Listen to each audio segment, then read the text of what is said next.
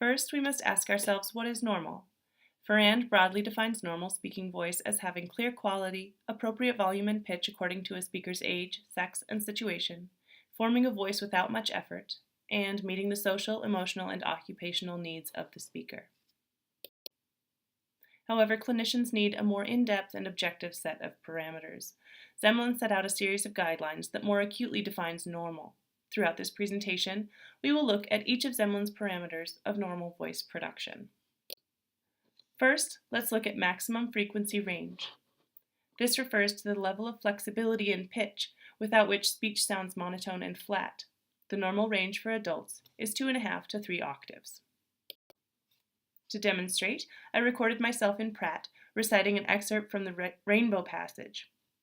If the red of the second bow falls upon the green of the first, the result is to give a bow with an abnormally wide yellow band, since red and green light, when mixed, form yellow.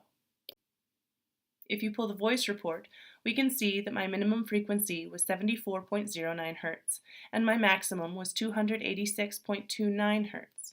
Therefore, in this speech sample, my voice spans 1.9 octaves, which is below the normal maximum frequency range of 2.5 to 3 octaves.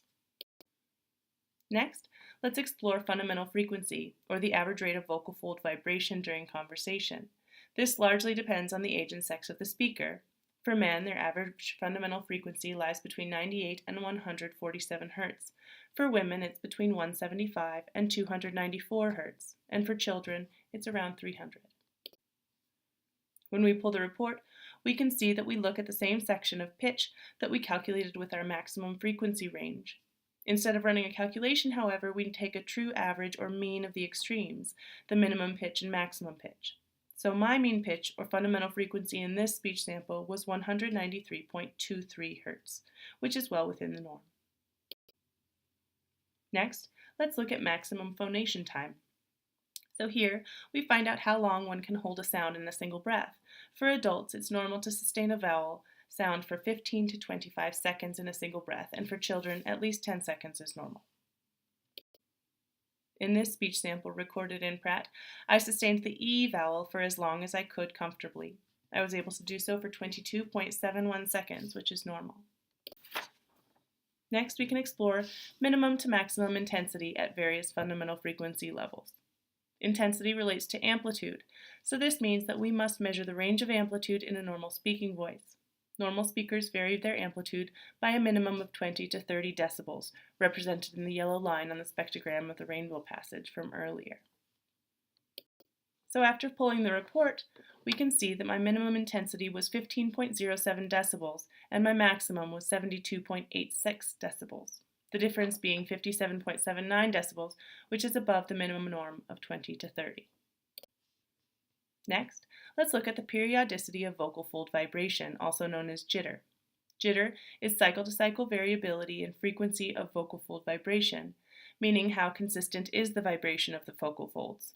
This depends on the mass, tension, and length of the vocal folds, as well as how consistent the subglottal pressure is maintained. When those variables are inconsistent, you'll find higher levels of jitter. Normal jitter levels are anywhere between 0.2 and 1%. To find mine, I used the same sustained E vowel recorded from earlier. You can see here that my jitter was measured in this sample at 0.172%, which is slightly below the norm. Lastly, let's explore noise generated by turbulent flow. This is a measurement that tells us how much additional noise is present as air passes through the glottis. Anything that causes additional barrier to airflow will create turbulent air, which creates noise. This comes across as breathy, hoarse, or rough. To calculate it, we take HNRs, or harmonics to noise ratios.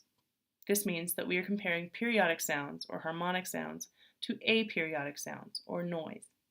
So, in an HNR, the lower the number, the lower the harmonics, and the higher the noise level. When comparing normal HNR levels across multiple studies, we see that normal ranges for adult males are 15.63 to 18.42 decibels. Adult females are between 15.38 and 19.1 decibels. To find my own HNR, I gathered information from the rainbow passage sample from earlier. My HNR was 13.88 decibels, indicating that I have higher than normal levels of noise in my voice. So that completes this presentation on Zemlin's parameters of focal quality. Thank you for listening.